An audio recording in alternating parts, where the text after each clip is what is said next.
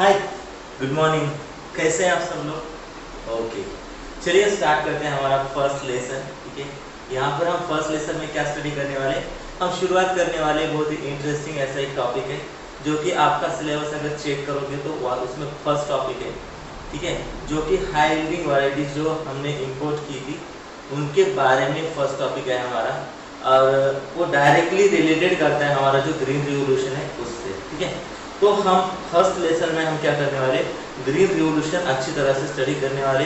Green revolution एक agricultural history का ही एक पार्ट है। ओके, एक्चुअली थोड़ा सा मीन्स प्रोनाउंसिएशन अच्छा आता नहीं होगा क्योंकि मुंह में थोड़े छाले पड़ गए थे, तो मैनेज कर लीजिए। ओके, मैं ट्राई करूँगा, मेरी ओर से 100% देगा। तो भाई हमारा जो फर्स्ट कोर्स है या फिर फर्स्ट सब्जेक्ट है वो हमने चूज़ किया है एग्रोनॉमी। ओके, एग्रोनॉमी चूज़ किया है, उसमें हम क्या करने वाले, जो फर्स्ट टॉपिक है हमारा हाई यील्डिंग वैरायटीज के जो भी मीन्स बैड इफेक्ट बोलो या फिर अच्छे इफेक्ट बोलो, इनके रिगार्डिंग है, राइट। और इसकी हिस्ट्री, एक्चुअली ये जो बिलोंग करता है वो टोटली हिस्ट्री बेसिस पर है। एग्रीकल्चर में जो भी हिस्ट्री है एग्रीकल्चर की हिस्ट्री से बिलोंग करता है, क्योंकि 1960 से लेकर तो 1978 तक, ठीक है, 1966 से लेकर 1978 तक कुछ ऐसा पीरियड है जिसमें ये रिवोल्यूशन हुआ था। ठीक है, इसके बारे में हम इन डिटेल स्टडी करेंगे, but just first of all एक बार मैं आपको इन्फॉर्मेशन देना चाहता हूँ हमारा जो कोर्स है अभी रन करने वाला है उसके बारे में। ठीक है, तो ये जो हमारा फर्स्ट कोर्स है वो है हमारा एग्रोनॉमी का। अब अच्छी तरह से स्क्रीन पर चेक कर सकते हो। ठीक है, बड़ा सा बोल दिया है आपके लिए। ठीक है, आपको दिखना चाहिए अच्छी तरह से, और थोड़ा बहुत डायग्रामेटिक बनाने का प्रयास किया है। अगर आपको वीडियो अच्छा लगता है, आपको अगर मेरे प्रेजेंटेशन अच्छे लगते हैं तो एक बार कमेंट डालिए, क्योंकि हमारे सिर्फ 2 लेक्चर क्या यूट्यूब पर आने वाले हैं। उसके बाद कोई भी लेक्चर हमारा यूट्यूब पर नहीं आएगा, ना आपको चांस मिलेगा ना मुझे चांस मिलेगा खुद को साबित करने का, राइट। तो आपको अगर सच्ची में वीडियोस अच्छे लगते हैं तो कमेंट डालिए, लाइक करिए। ठीक है, चलिए बढ़ते हैं हमारे कोर्स की तरफ। तो हमारा फर्स्ट कोर्स था एग्रोनॉमी का। अब जो सिलेबस दिया है इस गवर्नमेंट ने आपके एग्जाम के लिए, जो भी सिलेबस दिया आपका जो बोर्ड कंडक्ट करने वाला एग्जाम उससे, वो सिलेबस कुछ इस तरह है। ठीक है, तो इसमें का जो फर्स्ट टॉपिक अगर अच्छी तरह से देखोगे तो फर्स्ट टॉपिक कुछ ऐसा है, impact of high yielding and short term varieties on crop displacement in different agroclimatic regions of country. Actually ये जो फर्स्ट टॉपिक है हमारा आपको बोर्ड पर दिख रहा है। ठीक है, फर्स्ट टॉपिक है, इसमें आपको क्या तो 2 टॉपिक मैचअप करके दिए। कौन कौन से टॉपिक, तो एक टॉपिक है ग्रीन रिवोल्यूशन और दूसरा टॉपिक है एग्रो क्लाइमेटिक जोन्स। इन 2 टॉपिक को हम क्या करने वाले, अलग अलग पढ़ने वाले। फर्स्ट हम इस लेसन में क्या करने वाले, ग्रीन रिवोल्यूशन देखने वाले, उसके बाद हम क्या करने वाले, एग्रो क्लाइमेटिक जोन देखने वाले। ठीक है, अब देखो भाई ये जो एग्रोनॉमी का कोर्स मैंने यहाँ पर शुरू किया है उसमें टोटल आपके 6 टॉपिक्स आते हैं। ठीक है, 6 topics are there in agronomy from agronomic section. Okay, and from that first one is green revolution. Today we will go through that particular topic, and after that tomorrow we will see the next topic, that is agroclimatic zone. Then after next topic is Hindi में आ जाता हूँ। ठीक है, तो उसके बाद का जो टॉपिक है actually cropping system and cropping pattern, इस पर है। ठीक है, एक्चुअली आपको देते हुए उन्होंने जो दिया है ना, देखो टॉपिक का नाम क्या दिया है, सेकंड टॉपिक चेक कर लो, concept of multi cropping, multi layered cropping, non food and intercropping and their importance in food production. इस तरह आपका एक टॉपिक का नाम दिया, इतना बड़ा सा। एक्चुअली ये जो टॉपिक है उसका छोटा सा नाम कौन सा है, तो cropping system and cropping pattern, ये सिंपल सा नाम है। ठीक है, ये है हमारा second topic. First topic green revolution and agroclimatic zone, ये 2 टॉपिक हो गए। उसके बाद cropping pattern and cropping pattern and cropping system, yes right, cropping system and cropping pattern, ये 2 टॉपिक नहीं, एक ही टॉपिक है। ठीक है, टोटल 3 टॉपिक्स हो गए। अब आगे का टॉपिक कौन सा है, yes, main crop production. Actually kharif season और रबी सीजन, एक्चुअली इंडिया में क्यों कौन से 2 सीजन है, टोटल 3 सीजन है। ठीक है, उसमें से 2 सीजन अच्छी तरह से हम क्या करते हैं, 2 सीजन में मैक्सिमम जो फार्मर्स है प्रोडक्शन लेते हैं। ठीक है, अब वो 2 सीजन कौन कौन से, तो एक है हमारा खरीफ सीजन और दूसरा है कौन सा, तो रबी सीजन। ठीक है, इन 2 सीजन में अच्छा खासा प्रोडक्शन फार्मर्स लेते हैं। ठीक है, तो उनमें जो भी मेजर ऐसे क्रॉप्स है डिफरेंट पार्ट्स में इंडिया के जो लिए जाते हैं या फिर प्रोड्यूस किए जाते हैं, उन क्रॉप के बारे में इंफॉर्मेशन है। इन शॉर्ट क्रॉप प्रोडक्शन के बारे में आपको पढ़ना है, ठीक है। तो ये जो टॉपिक है क्रॉप प्रोडक्शन, ये बहुत लंबा टॉपिक है। इसमें एक 16 to 17 क्रॉप्स है। हर एक क्रॉप को आपको हमको यहाँ पर क्या करना है, डिस्कस करना है। उसमें से 6 से 7 टॉपिक कुछ ऐसे हैं कि वो बहुत बड़े हैं, ठीक है। 6 से 7 टॉपिक में 6 से 7 6 to 7 क्रॉप्स जो है वो बहुत मेजर क्रॉप है। उनको स्टडी करने के लिए हमको स्पेशल क्लास देने पड़ेंगे उनको, ठीक है। इसका मतलब क्या, तो एग्रोनॉमी इस टॉपिक पर, एग्रोनॉमी का जो हमारा सब्जेक्ट है उस पर ही हम 20 प्लस कोर्सेज बनाने वाले, सॉरी 20 प्लस वीडियोस यहाँ पर हम लेने वाले।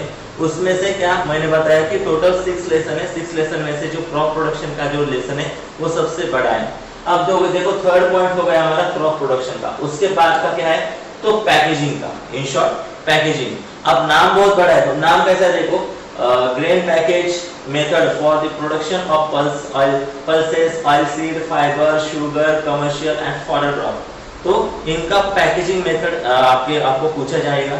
उसके बाद यहाँ पर इन्होंने मेंशन नहीं किया मगर करना चाहिए था, ठीक है। मुझे लगता है मैं तो आपको टीचिंग करने वाला हूँ, मगर हॉर्टिकल्चर प्रोडक्ट्स जो होते हैं, ठीक है, फ्रूट हो, वेजिटेबल्स हो, स्पाइसेस हो या फिर अदर प्लांट्स हो, तो उनका भी पैकेजिंग किया जाता है। वो एक उनका पॉइंट यहाँ पर देने का रह गया, ऐसा शायद ऐसा मुझे लगता है, और मे भी पॉसिबल है कि वहां से भी क्वेश्चन आने के चांसेस है, ठीक है।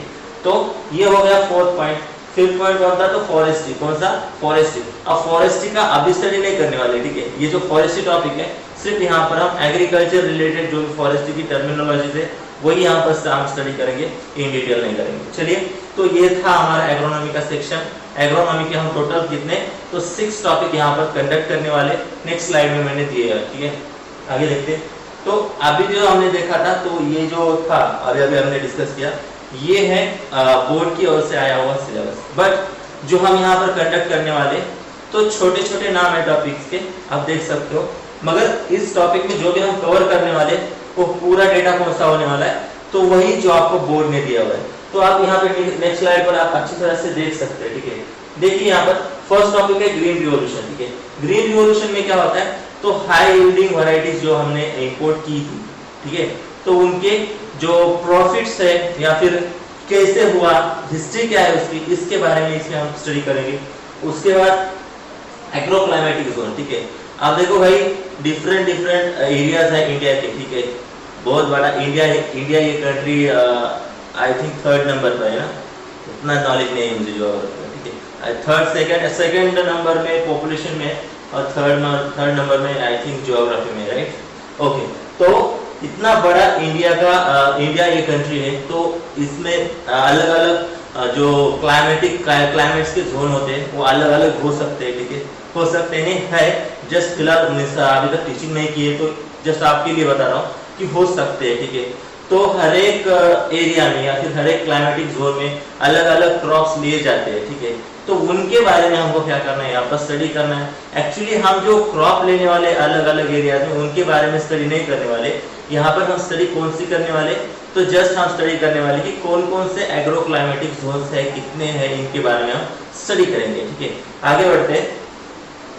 अब देखो भाई, एग्रो क्लाइमेटिक जोन्स हो गए। उसके बाद हमको देखना है cropping pattern and cropping system, right. ये दो टॉपिक सिंगल एक ही है, ठीक है। Cropping pattern and cropping system एक ही में हम क्या करने वाले, स्टडी करने वाले, इसको अलग अलग नहीं करने वाले, ठीक है। उसके बाद हम स्टडी करने वाले पैकेजिंग, जैसे कि आपको मैंने ऑलरेडी बताया था। सॉरी, पैकेजिंग से पहले क्रॉप प्रोडक्शन रहेगा।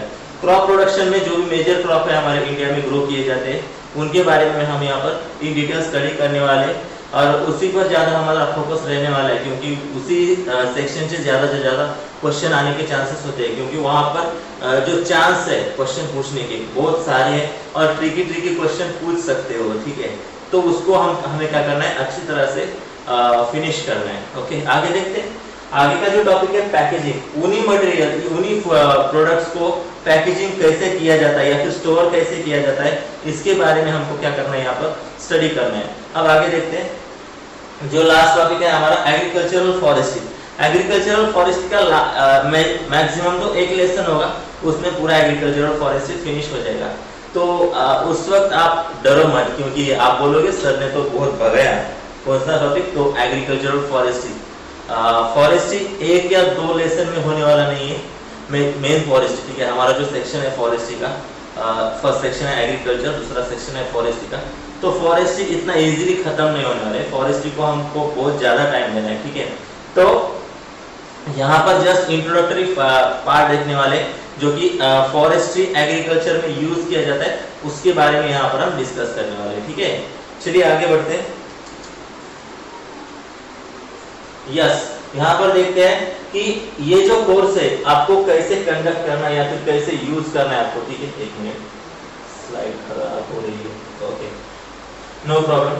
देखिए भाई, आप बोलते होगे सर ये जो आपको कोर्स दिखा रहे हो, कोर्स आपको पढ़ा रहे हो, जो टॉपिक पढ़ा रहे हो, इसको हम स्टडी कैसा करें। भाई ये चीज बोलने की जरूरत नहीं है, फिर भी जो सर साउथ सर का जो एप्लीकेशन है वो बहुत ही अच्छी तरीके से बनाया गया है, ठीक है। उसमें हर एक चीज की फैसिलिटी प्रोवाइड की गई है। आपको पहले वीडियो देखना है, ठीक है। आप देख सकते हो यहाँ पर आपको क्या करना है, फर्स्ट ऑफ ऑल वीडियो देखना है, उसके बाद आपको क्या करना है, जो डॉक्यूमेंट उसको अटैच किया है उस डॉक्यूमेंट को अच्छी तरह से पढ़ना है, और फाइनली आपको क्या करना है, तो जो टेस्ट दिया होगा, ठीक है, एक टेस्ट होगा वहां पर, उस टेस्ट को सॉल्व करना है। इतना सा करना है काम, ठीक है। इतना काम करोगे तो बाकी की कोई भी चीज करने की आपको जरूरत नहीं है। इसमें से भी आप बोलोगे सर मैं रिसर्च करना चाहता हूँ, मैं फाइंड आउट करना चाहता हूँ, यूट्यूब पर इससे ज्यादा वीडियो देखना चाहता हूँ। भाई अगर आप होशियार हो ना तो प्लीज मत देखो। यहाँ पर मैं आपको जो भी सिखा रहा हूँ तो इस पर मैं रिसर्च कर रहा हूँ। आज का जो डॉक्यूमेंट है वो भी मैंने कोई बुक से नहीं उठाया है, ठीक है। बहुत कुछ इन्फॉर्मेशन मुझे पता थी, कुछ जो पता नहीं थी वो इंटरनेट से मैंने क्या की तो चेकआउट किए, ठीक है। तो ये जो डॉक्यूमेंट बनाया गया है वो एक इंटरनेट के साइट से ही बनाया गया है, ठीक है। तो आपको जो एफर्ट्स लगने वाले हैं, आपका जो टाइम वेस्ट होने वाला है जो इन्फॉर्मेशन फाइंड आउट करने में, वो टाइम मैंने बचाया है और यहाँ पर आपके लिए एक फ्रेश एंड न्यू और जो कि ऐसा डॉक्यूमेंट लेकर आया हूं जब आप पढ़ोगे तो आपको बोर भी नहीं होगा, ठीक है। तो आगे बढ़ते हैं। तो आपको तो समझ में आ गया कि डॉक्यूमेंट कैसा यूज करना है। पहले आपको वीडियो देखना है, वीडियो देखने के बाद क्या करना है आपको, तो डॉक्यूमेंट पढ़ना है, डॉक्यूमेंट पढ़ने के बाद लास्ट को आपको क्या करना है, तो टेस्ट देना है, ठीक है। तो उसके बाद देखते हैं, यस, आप देखते हैं ये जो हमारा पार्ट 1 है, पार्ट 1 नहीं तो इसको मैं क्या बोलूंगा लेसन 1, ठीक है, लेक्चर 1। इसमें हम क्या करने वाले, तो ग्रीन रिवॉल्यूशन के बारे में स्टडी करने वाले हैं। ग्रीन रिवॉल्यूशन के बारे में इन डिटेल स्टडी करेंगे, ठीक है। इसके बाद आपको कभी भी क्वेश्चन आ जाए ग्रीन रिवॉल्यूशन से तो आप इजीली क्या कर सकते हो, उसे फिनिश कर सकते हैं या फिर सॉल्व कर सकते हैं, ऐसा पढ़ेंगे, ठीक है। तो ग्रीन रिवॉल्यूशन एक्चुअली क्या है इसके बारे में कौन बताएगा। ग्रीन रिवॉल्यूशन क्या है, आप एक बार सोचिए, नाम में पता चल जाएगा ग्रीन रिवॉल्यूशन। आपने बहुत सारी मूवीज देखी होगी जिसमें बोला है कि भाई नाम में क्या रखा है, बट मैं आपको बताना चाहूंगा एग्रीकल्चर हो या फिर कोई भी साइंस का फील्ड हो, कोई भी साइंस हो, एग्रीकल्चर साइंस हो या अदर साइंस हो, हर फील्ड में नाम में क्या रखा है, तो नाम में सब रखा है, ठीक है। क्योंकि हम जो याद रखने वाले वो हर एक चीज यहाँ पर हम क्या करने वाले, जो नाम है उस टॉपिक का या फिर उस पॉइंट का, उस पर ही हम क्या करने वाले, याद रखने वाले। देखो भाई, ग्रीन रिवॉल्यूशन कंडक्ट किया गया था इंडिया में, उसके पीछे बहुत बड़ा रीजन है। क्या रीजन है हम नेक्स्ट स्लाइड में देखने वाले हैं, ठीक है। ये हमारा लेक्चर फर्स्ट लेक्चर है, ठीक है। देखिए यहाँ पर सिर्फ आपको दिखता होगा, in this course you will study green revolution by which your following topics will be covered. देखिए भाई, ये जो हम टॉपिक यहाँ पर स्टडी कर रहे हैं इसमें क्या होगा, आपके सिलेबस में कुछ पॉइंट्स है जो कि यहाँ पर इस टॉपिक में क्या हो जाएंगे, कवर हो जाएंगे। वो पॉइंट्स कौन कौन से, तो वो है तो impact of high yielding varieties and short term varieties of different crops. ये जो 2 पॉइंट्स है, ये 2 पॉइंट्स क्या हो जाएगी, कवर हो जाएगी। अब देखो भाई, जैसे जैसे हमारी वीडियोस बनते जाएगी वैसे वैसे क्या हो जाएगी, जो हमारा सिलेबस है उसमें से एक पॉइंट डिलीट होता जाएगा, ठीक है। वो मैं बताता जाऊंगा कितना रह गया है, कितना बचा है या कितना हो गया है, इसके बारे में सब कुछ आपको इंफॉर्मेशन मिलती जाएगी। आगे देखते हैं। यस, देखो भाई, ग्रीन रिवॉल्यूशन क्यों, क्या कारण है कि ग्रीन रिवॉल्यूशन हमारे इंडिया में कंडक्ट किया गया। इसके पीछे कुछ तो भी कारण होगा। ऐसा तो नहीं हुआ कि भाई स्वामीनाथन बैठे थे क्वारंटाइन में, घर में बैठे बैठे क्या करे, तो चलो भाई कुछ तो भी करते हैं, तो चलो ग्रीन रिवॉल्यूशन कर देते हैं। ऐसा नहीं हुआ, कुछ तो भी रीजन है, तभी ग्रीन रिवॉल्यूशन क्या किया गया, कंडक्ट किया गया था, ठीक है। 1 मिनट, यस। तो ग्रीन रिवॉल्यूशन कंडक्ट करने के पीछे भी कुछ वजह है, ठीक है। आपको स्क्रीन पर अच्छी तरह से दिखता होगा, ठीक है। देखिए एक बार पढ़ के देखिए। At the time of independence India was an agriculture dependent economy. Actually जब हमारा इंडिया इंडिपेंडेंट हो गया था, इंडिया का इंडिपेंडेंस डे कब है तो आपको अच्छी तरह से पता होगा 15 अगस्त 1947। डेट को मारो गोली, सिर्फ ईयर लग जाता है मेरे को, ठीक है। तो हमारे इंडिया को कब फ्रीडम मिला था 1947 में। तब क्या हुआ तो हमारे इंडिया में बहुत सारी चीजें कम थी, ठीक है। हमको क्या करना था, हमारा अलग शासन बनाना था। इसका मतलब हम जब अंग्रेज हमारे इंडिया को छोड़ के चले गए उस वक्त हम जीरो थे। जीरो से हमको क्या बनना था, हीरो होना था। तो बहुत सारी ऐसी मीन्स क्या बोल सकते हैं, अड़चने नहीं, उसको क्या बोलते हैं, बोल सकते हैं बहुत सारे ऐसे ट्रबल्स आए हमारे देश में, राइट ना। बहुत सारे बहुत सी चीजों को हमको फेस करना पड़ा, बहुत सारी प्रॉब्लम्स हमको आई जब हमारा इंडिया इंडिपेंडेंट हो गया था उस वक्त। देखो भाई एक सीधी सी एक स्टोरी सुनाता हूँ। आपके गांव में भी ऐसा होता होगा, ठीक है। तो अगर कोई आदमी है, उसे अगर दो लड़के हैं, ठीक है, दो लड़के, दोनों लड़कों की शादी हो चुकी है और अगर वो आदमी गुजर जाता है, ठीक है, जो आदमी है वो गुजर जाता है, जो कि फादर का रोल प्ले कर रहा है, वो अगर गुजर जाता है तो क्या होता है जनरली हमारे गांव में क्या होता है। तो मैं लोकल एरिया से बिलोंग करता हूँ, मेरा बहुत छोटा गाँव है, वहाँ पर यही चलता है, ठीक है। जब फादर गुजर जाते हैं तो वो जो दो भाई जो जब तक फादर है तब तक साथ रहते, जब फादर गुजर जाते तो अलग हो जाते। जब अलग हो जाते तो उनके फादर का जो भी मीन्स प्रॉपर्टी है वो आधा आधा बांट के लेते, ठीक है। वैसे ही यहाँ पर भी होता है क्या, तो दोनों बेटे, फादर गुजर गए, दोनों बेटे बच गए, तो दोनों बेटे क्या करते हैं, आधा आधा जो सामान है, प्रॉपर्टी बांट के लेते, ठीक है। उसमें फिर एक चीज ऐसी है जो कि आधी आधी बांटी नहीं जा सकती, वो हमारे पुराने जमाने में उसको क्या बोलते पता नहीं, मगर हमारा जो मॉडर्न जमाना है उसमें उसको गैस बोलते हैं, ठीक है।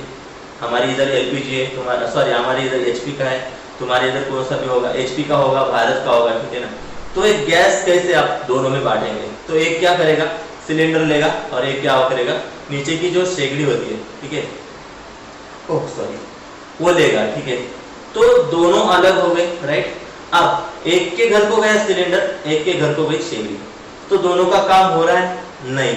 तो जब तक एक सिलेंडर लेके गया है उसको शेगड़ी नहीं मिलेगी और जो शेगड़ी लेके गया है उसको सिलेंडर नहीं मिलेगा, तब तक उनको प्रॉब्लम आएगी। वही हमारे इंडिया में हो गया। क्या हो गया, तो अंग्रेज निकल गए तो उनके साथ बहुत कुछ चीजें यहाँ से इंडिया में से निकल गई। दूसरी बात, इंडिया में के कोई भी लोग शासन चलाते नहीं थे, तो वो भी एक कमी थी। तो इसका मतलब बहुत सी चीजें ऐसी थी कि वो इंडिया में नहीं थी, वो सब चीजें शुरू करनी थी, प्राप्त करनी थी। उसकी वजह से क्या हुआ था, तो इंडिया थोड़ा मीन्स क्या बोल सकते हैं प्रॉब्लम में था जब इंडिपेंडेंट था। उसमें क्या हो गया, तो ड्रॉट आ गया। ड्रॉट का मतलब क्या, तो सूखा पड़ा था। तो इंडिया में बहुत से लोग ऐसे भी थे जिनको खाने को नहीं मिल रहा था। अब क्या करें, खाने को नहीं मिल रहा है और प्रोडक्शन भी अच्छा नहीं आ रहा है। प्रोडक्शन कैसे आएगा अगर पानी नहीं है तो। और आपको मैंने बोला कि इंडिया जो है वो टोटली एग्रीकल्चरल बेस्ड इकोनॉमी है, ठीक है। इंडिया की जो इकोनॉमी है वो टोटली बेस्ड किस पर है, तो एग्रीकल्चर पर है, राइट। पहला पॉइंट है हमारा। तो सीधी सी बात है, अगर पानी नहीं पड़ेगा, बारिश नहीं होगी, तो एग्रीकल्चर या फिर हमारे फार्म पर कोई भी प्रोडक्शन नहीं होगा, और प्रोडक्शन नहीं होगा तो हमारी इकोनॉमी डायरेक्टली क्या हो जाएगी, नीचे जाएगी। ऑलरेडी नीचे थी मगर और नीचे जाएगी। उसके बाद देखिए भाई, at the time of its independence, India was an agriculture dependent economy, and yet the state of Indian agriculture sector was dismal from the lack of investment, of dearth of technology, low yield per acre, and many such problems picked the industry, and so the Indian government took step to bring about the green revolution using HYP seeds. Let us see how. देखिए भाई, problem तो थे, problem को face करना था, हमने problem को face किया, इसी वजह से हम यहाँ पर है, ठीक है, नहीं तो कुछ और ही था होता है यहाँ पर, ठीक है।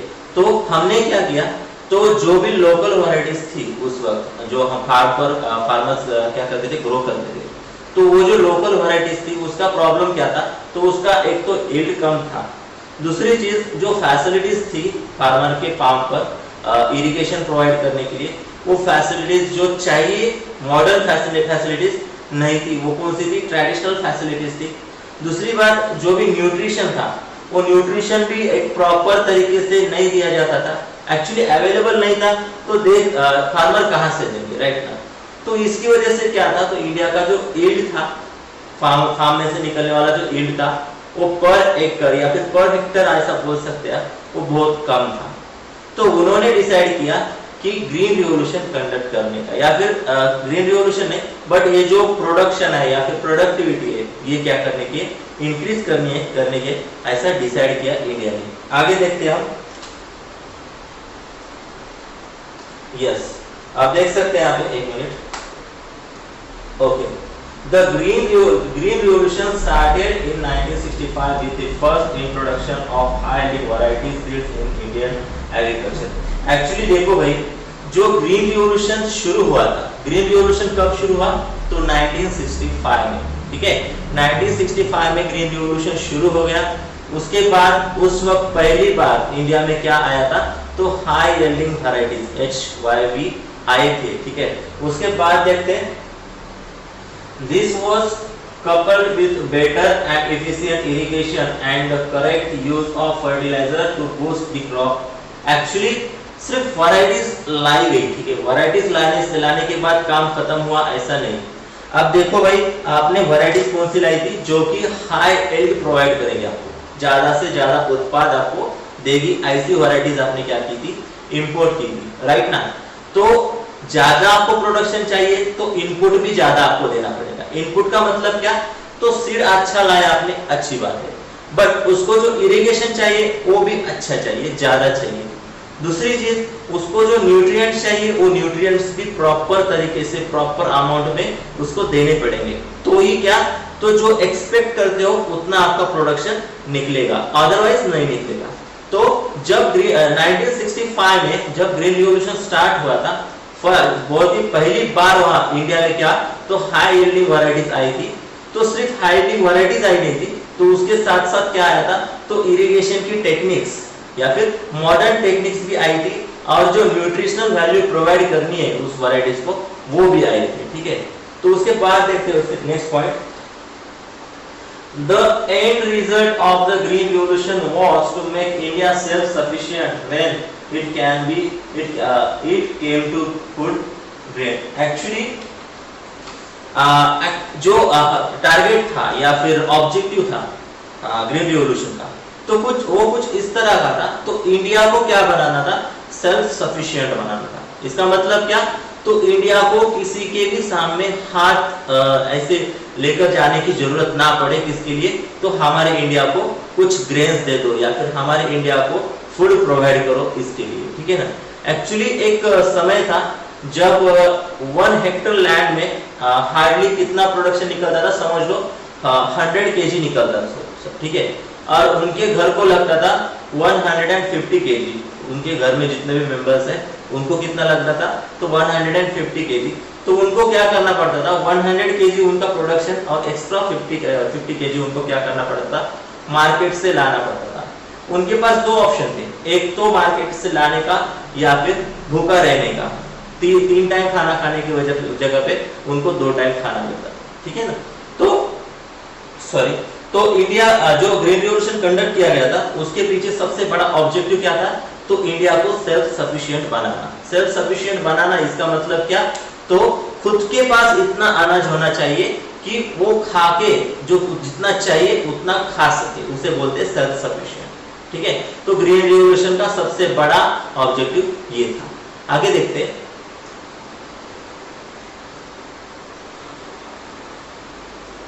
सेल्फ सफिशिएंट हमने देखा था, ठीक है।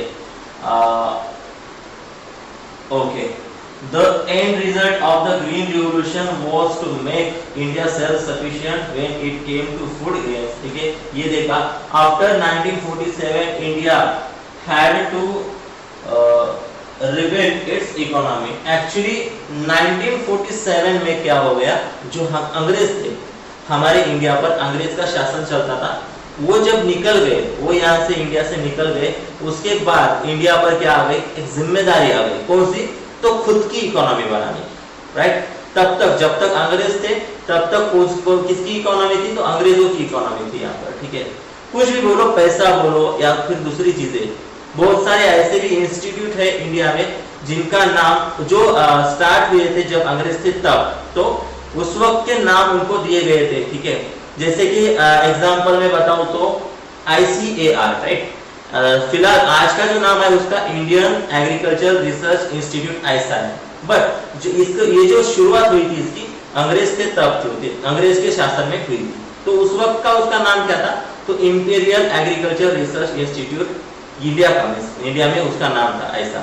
तो वही हमने क्या किया, तो इंपीरियल का चेंज करके उसकी जगह पे क्या डाला, इंडियन डाला, राइट। तो ऐसे बहुत से चीजें थी जो कि अंग्रेज यहाँ पर छोड़ के गए थे, उनको चेंज करना था, right.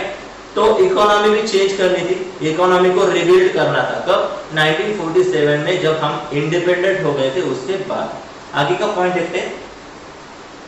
Over 3/4 of the population depend on agriculture in some way. Okay. Actually, India में टोटल पॉपुलेशन जितना है उसमें से 3/4 मीन्स क्या, तो 100 लोगों में से 75 लोग कहाँ पर काम करते हैं, तो खेत में काम करते हैं। इसका मतलब क्या, नियर अबाउट 75% लोग कहाँ पर काम करते थे, फार्म पर काम करते थे। जितनी भी आबादी थी इंडिया की, ठीक है, इंडिया की उस वक्त जितनी आबादी थी उसमें से 75% लोग कहाँ पर काम करते थे, तो फार्म में काम करते। मे भी ऑब्जेक्टिव बन सकता है, ठीक है। दो चीजें ध्यान में रखो, एक तो 3/4 ध्यान में रखो, 3/4 इसका मतलब क्या, 4 पार्ट्स में से 3 पार्ट है ना, तो 100 के 4 पार्ट्स कितने होते हैं, तो 25 का 1 बनता है, तो 25 के 3 अगर लेते हैं तो 75 बनता है। इसका मतलब क्या है, तो 75% ये ध्यान में रखो, और 3/4 ये दो चीजें ध्यान में रखो। एक्चुअली वो पूछ सकते हैं कि जब ग्रीन रिवॉल्यूशन हुआ था इंडिया में, उस वक्त इंडिया की जो आबादी थी उसमें से कितनी आबादी फार्म पर काम करती थी, ऐसा ऑब्जेक्टिव आ सकता है, ठीक है। तो उस वक्त आपको टिक क्या करना है, 75%, ये तो भी टिक करना है अगर ऑप्शन होगा तो, अगर ऑप्शन नहीं होगा तो दूसरा ऑप्शन होगा, वो ऑप्शन होगा कौन सा, तो 3/4, ठीक है। आगे देखते हैं। Okay, but agriculture in India was faced with several problems. Firstly the productivity of grain was very low. Actually start तो हुआ था, कौन सा स्टार्ट हुआ था, तो इंडिया को रिबिल्ड करने का, इंडिया को रिबिल्ड करने के लिए शुरुआत तो हो गई थी, बट प्रॉब्लम कौन कौन से थे, तो लोकल वैरायटीज जो थी पहली, तो उनका प्रोडक्शन अच्छा था क्या, नहीं, बहुत कम था। तो वो पहले क्या करना था, चेंज करना था। जो प्रोडक्शन है इंडिया का, इंडियन एग्रीकल्चर में जो भी लोकल वैरायटीज यूज की जाती थी और जो टेक्नोलॉजी यूज की जाती थी फार्म पर उस वक्त, तो उसे चेंज करना था, ठीक है। फर्स्ट ऑफ ऑल उसे चेंज करना था, उसके बाद क्या हो सकता था, तो इंडिया की जो एक्चुअली इंडियन इकोनॉमी जो थी वो चेंज होने वाली थी। पहले ही मैंने आपको पॉइंट बताया था एक, कि इंडियन इकोनॉमी डायरेक्टली डिपेंड किस पर है, तो एग्रीकल्चर पर डिपेंड है। इस पर भी ऑब्जेक्टिव बन सकता है, ठीक है, क्योंकि ऑब्जेक्टिव कुछ ऐसे बन सकता है कि Indian agriculture is depend on, नीचे ऑप्शन आ जाएगी, उसमें से एक ऑप्शन आपको टिक करना है, कौन सा, तो एग्रीकल्चर, या फिर Indian economy is based on, sorry, okay, ऐसा ऑब्जेक्टिव बन सकता है, ठीक है, इस प्रकार का। तो आपको क्या करना है, एग्रीकल्चर टिक करना है। आगे देखते हैं। देखो भाई, जब इंडिया को इंडिपेंडेंट मिला था उसके बाद बहुत सारे प्रॉब्लम्स को इंडिया को क्या करना पड़ा, फेस करना पड़ा, ठीक है। उसमें से आपको एक बोला कि इंडिया ट्राई कर रहा था कि जो हमारी फार्म की प्रोडक्टिविटी है वो ग्रो करने के लिए, इंक्रीज करने के लिए, बट प्रॉब्लम ऐसा था कि इंडिया में जो लोकल वैरायटीज या फिर टेक्निक्स यूज की गई थी, तो वो कैसी थी, बहुत ही सिंपल थी, या फिर उतना ज्यादा प्रोडक्शन देने वाली नहीं थी। तो फर्स्ट ऑफ ऑल हमको क्या करना चाहिए था, तो हमारी जो वैरायटीज है जो हम लोकल वैरायटीज यूज करते थे उसको चेंज करना था। और दूसरी बात कौन सी, जो हम टेक्निक्स यूज करते थे, टेक्नोलॉजी या फिर जो ऑपरेशन कंडक्ट करते थे हमारे फार्म पर, वो ऑपरेशन कंडक्ट करने के लिए मॉडर्न टेक्नोलॉजी का यूज करना चाहिए था। ठीक है, आगे देखते हैं आगे का point. Yes, India was still monsoon dependent because lack of irrigation and other infrastructure. Actually, India आज भी, उस वक्त तो ठीक है 1947 की बात है, उस वक्त तो था ही, बट आज भी मैक्सिमम तो देखो मैं जहाँ पर रहता हूँ, मैं जिस विलेज में रहता हूँ, हमारे विलेज में के मैक्सिमम 75% जो फार्म है वो टोटली डिपेंड किस पर है, तो जो रेन वाटर है उस पर ही डिपेंड है, मानसून पर डिपेंड है। बट हाँ, हम अभी की बात नहीं करेंगे, हम कब की 1947 की बात करेंगे। उस वक्त क्या था, तो उस वक्त जो एग्रीकल्चर था तो वो टोटली डिपेंड किस पर था, तो रेन वाटर पर था। किस पर था, रेन वाटर पर था, इसके लिए इरिगेशन के लिए। उसके बाद next point, there was also an absence of modern technology. भाई सीधी सी बात है, आपको अगर प्रोडक्शन अच्छा चाहिए तो दो चीजें उसमें इंपॉर्टेंट है, एक तो आपकी वैरायटीज अच्छी होनी चाहिए, और दूसरी चीज वैरायटी अच्छी होनी चाहिए। वैरायटी अच्छी होनी चाहिए इसका मतलब क्या, तो हाई यील्डिंग वैरायटी चाहिए, वेल टेस्टेड वैरायटी चाहिए। ठीक है, वैरायटी के बारे में हम क्या करेंगे, ब्रीडिंग जब सब्जेक्ट पढ़ेंगे उस वक्त अच्छी तरह से आपको मैं बता दूंगा। ठीक है, तो देखिए भाई फर्स्ट वन हो गया, हाई यील्डिंग वैरायटी चाहिए। दूसरा, मॉडर्न टेक्निक्स यूज करनी चाहिए, मॉडर्न टेक्नोलॉजी का यूज करना चाहिए, तभी क्या हो सकता है, तो आपका जो प्रोडक्शन है या फिर आपका फार्म प्रोडक्शन है वो इंक्रीज हो सकता है। ठीक है, आगे का पॉइंट देखते हैं। India had previously faced several famines during British Raj, who had only promoted cash crop instead of food crop.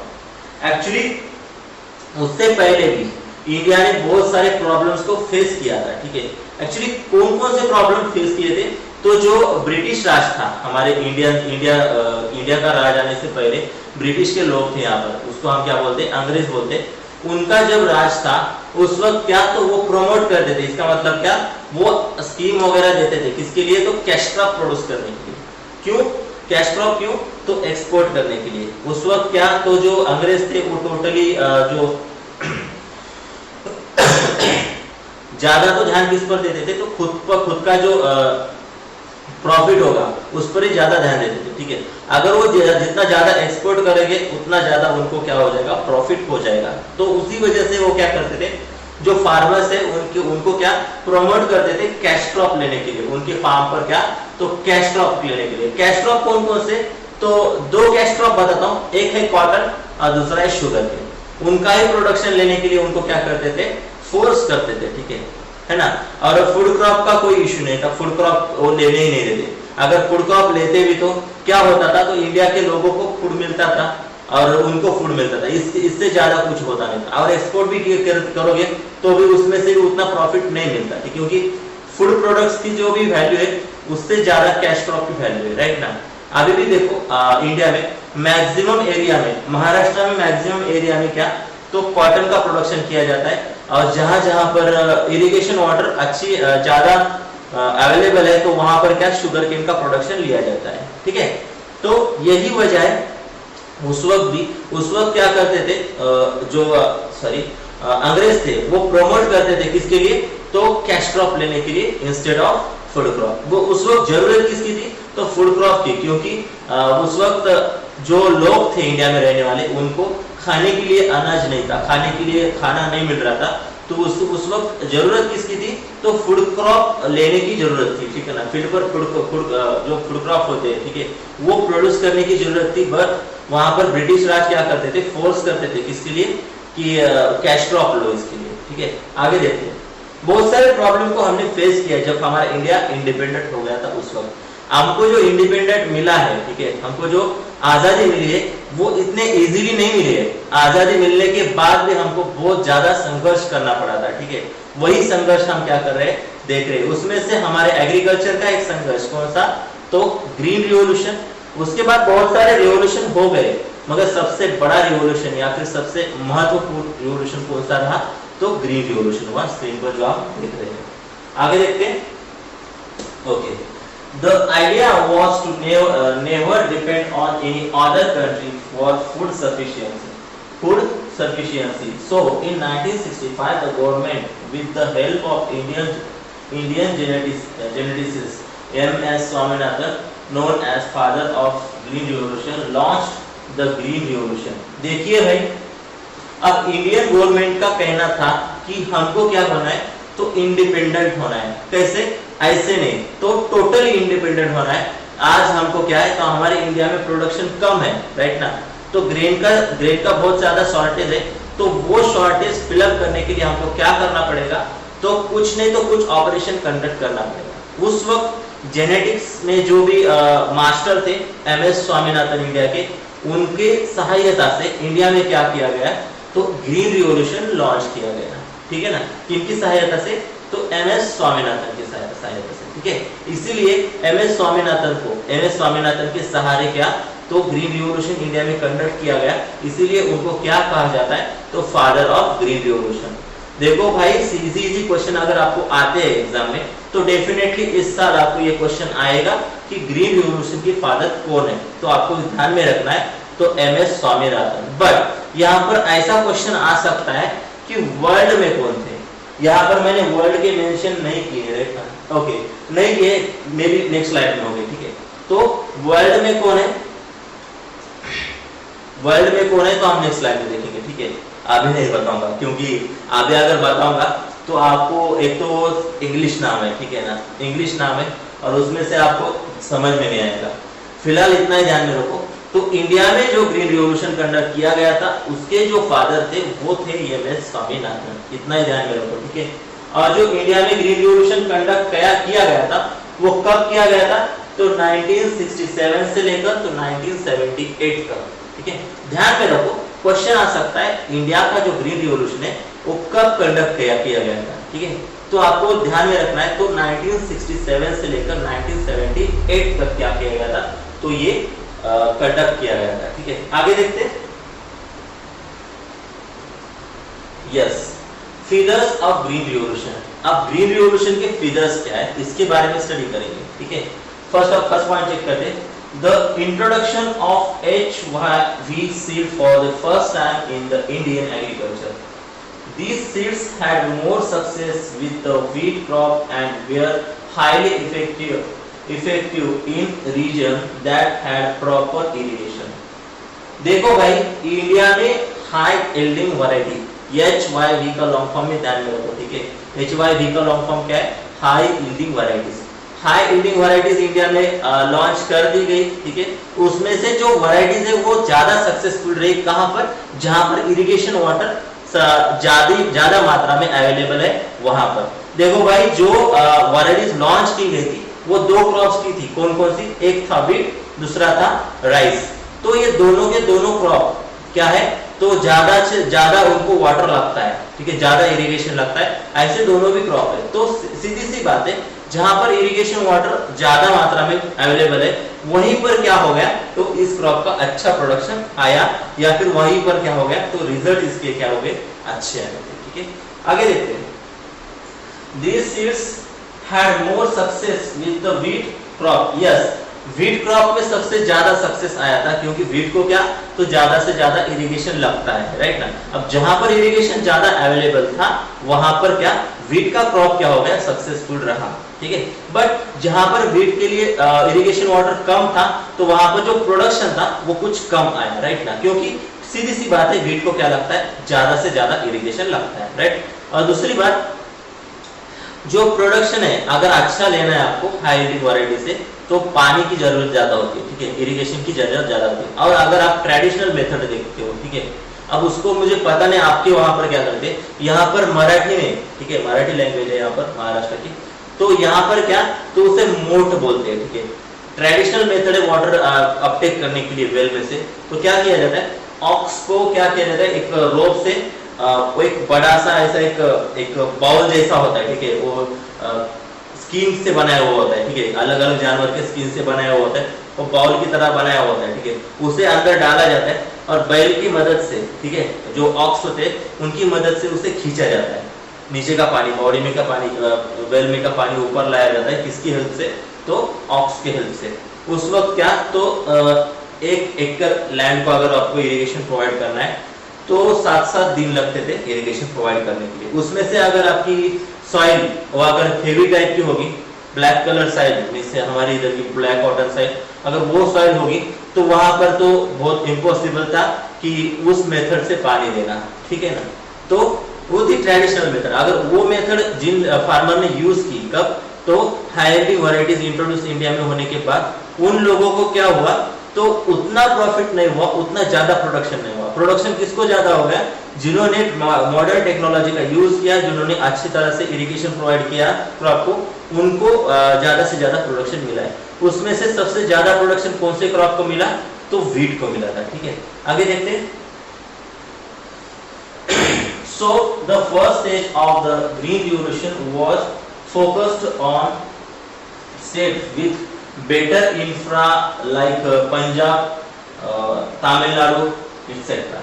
Actually कुछ स्टेजेस में ग्रीन रिवॉल्यूशन कंडक्ट किया गया था, ठीक है। उसमें से फर्स्ट स्टेज में क्या किया गया था, तो ग्रीन रिवॉल्यूशन कंडक्ट करते वक्त ऐसे स्टेट चूज किए थे जिनमें क्या, तो इरिगेशन की फैसिलिटी अच्छी हो, ठीक है। ऐसे ही स्टेट्स क्या किए गए थे, तो चूज किए गए थे। उसमें से कुछ एग्जांपल्स दिए, पंजाब एंड तमिलनाडु, ठीक है। ध्यान में रखो, तो ग्रीन रिवॉल्यूशन की फर्स्ट स्टेज में कौन से स्टेट चूज किए गए थे, उसमें से ऑप्शन आएंगे नीचे, उसमें से आपको चूज करना है। अगर पंजाब आता है तो पंजाब को चूज करो, या फिर तमिलनाडु आता है तो तमिलनाडु को क्लिक करो, ठीक है। तो ध्यान में रखो, ऑब्जेक्टिव ऐसे ही बनाने होते हैं गाइस, कुछ एक्स्ट्रा नहीं ले पड़ सकते, ठीक है। इसके बाद हम क्या करने वाले, 10 एमसीक्यूज मुझे लगते हैं जो कि इंपॉर्टेंट है, वो हम देखेंगे। इसके अलावा जो मैं आपको वीडियो में बता रहा हूँ, वो भी एमसीक्यूज नोट कीजिए या फिर अंडरलाइन करके रखिए, ठीक है। तो सीधी सी बात है, जो इंपॉर्टेंट चीजें हैं वही मैं आपको बता रहा हूँ, ज्यादा मैं नहीं लेने वाला हूँ यहाँ पे, एक्स्ट्रा कुछ आपको पढ़ना नहीं है, हमको कुछ पीएचडी नहीं लेनी है इसमें, ठीक है। होगा उतना नीचे लेके जाऊंगा, मगर कहाँ तक, तो सिर्फ जितना जितना मुझे इंपॉर्टेंट लगता है वहां तक, ठीक है। इंपॉर्टेंट मैं पॉइंट यहाँ पर क्या कर लूंगा, आपके कवर कर लूंगा। आगे देखते हैं। During the second phase, the HYV seeds were given to the several other states and other crops where wheat were also included in the plan. One basic requirement for the HYV seeds in proper irrigation is proper irrigation. Actually, first stage में उन दो states को choose किया गया था, कौन कौन सा, पंजाब एंड तमिलनाडु। उसके बाद कुछ और भी स्टेट्स को क्या किया गया, उनमें इंक्लूड किया गया था, किसमें, तो ग्रीन रिवॉल्यूशन में, ठीक है ना। आगे बढ़ते हैं। अब देखो भाई, जब दूसरे स्टेट को इंक्लूड किया गया, तो सबसे बेसिक चीज क्या है, अगर आपको HYV, इसका मतलब क्या, हाई यील्डिंग वैरायटीज यूज करनी है, तो सबसे बेसिक चीज आपको क्या जरूरत है, तो आपको इरिगेशन फैसिलिटी जो है, आपके फार्म पर इरिगेशन की फैसिलिटी है, वो आपको सबसे अच्छी चाहिए, ठीक है। तभी क्या होगा, आपका जो फार्म में जो प्रोडक्शन है वो अच्छी तरह से आएगा, ठीक है। नेक्स्ट स्लाइड देखते हैं। Yes, crops from HYV seed need alternate amount of water supply during the growth, so the farms cannot depend on monsoon. Actually अगर आप हाई यील्डिंग वैरायटीज का यूज करते हो, तो आपको क्या करना पड़ेगा, जो आर्टिफिशियल वाटर सप्लाई है, जो कि हम वेल से करते हैं, पंप का यूज करते हैं, वही आपको यूज करना पड़ेगा। आपको डिपेंड नहीं रहना पड़ेगा मानसून पर। अगर मानसून पर डिपेंड रहते हो तो डेफिनेटली गाइस मानसून टाइम पर नहीं आएगा और आपका क्रॉप फेल जाने के चांसेस ज्यादा हो जाते हैं, ठीक है ना। आज भी वही रूल यूज किया जाता है। आगे देखते हैं। The green revolution vastly improved the inland irrigation system around farm in India. The emphasis of the plan was mostly on food grains such as wheat and rice, cash crop and commercial crop like cotton, jute, oilseed, etc. were not part of the plan. Increased देखो भाई, ये जो slide है इसमें कुछ उतना important नहीं है, ठीक है। आगे देखते हैं। यस, मार्केट सरप्लस का मतलब क्या, देखिए भाई, गवर्नमेंट ने आपको क्या, हाई यील्डिंग वैरायटीज तो अवेलेबल करके दी, ठीक है। ओके, आगे क्या, तो उन्होंने जो वैरायटीज अवेलेबल करके दी थी, उसके पीछे रीजन था कि इंडिया का प्रोडक्शन या फिर इंडिया का इनकम बढ़ जाए, ठीक है ना। अब देखो, इंडिया में कंडक्ट किया गया ग्रीन रिवॉल्यूशन, उसमें वैरायटीज आपने प्रोवाइड की, फर्टिलाइजर प्रोवाइड किए, जो केमिकल्स की जरूरत थी वो भी केमिकल्स प्रोवाइड किए थे। बट अब बात आती थी कहां पर, तो सबसे रिस्की बात, अब फार्मर को बहुत सारा प्रोडक्शन मिला है, राइट ना। आज तक जितना प्रोडक्शन नहीं मिला था उतना प्रोडक्शन उनको मिला है, तो अब वो मार्केट में उन्होंने जो प्रोड्यूस किया है वो बेचते भी हैं या नहीं, ये सबसे बड़ा टास्क था, राइट। तो अगर फार्मर जो प्रोड्यूस करते हैं, पहले तो मैं बताता हूँ आपको मार्केट सरप्लस क्या होता है। अब देखो भाई, आपका फार्म है, फार्म पर आप क्या कर रहे हो, प्रोडक्शन ले रहे हो कोई क्रॉप का, ठीक है, समझ लो व्हीट का प्रोडक्शन ले रहे हो।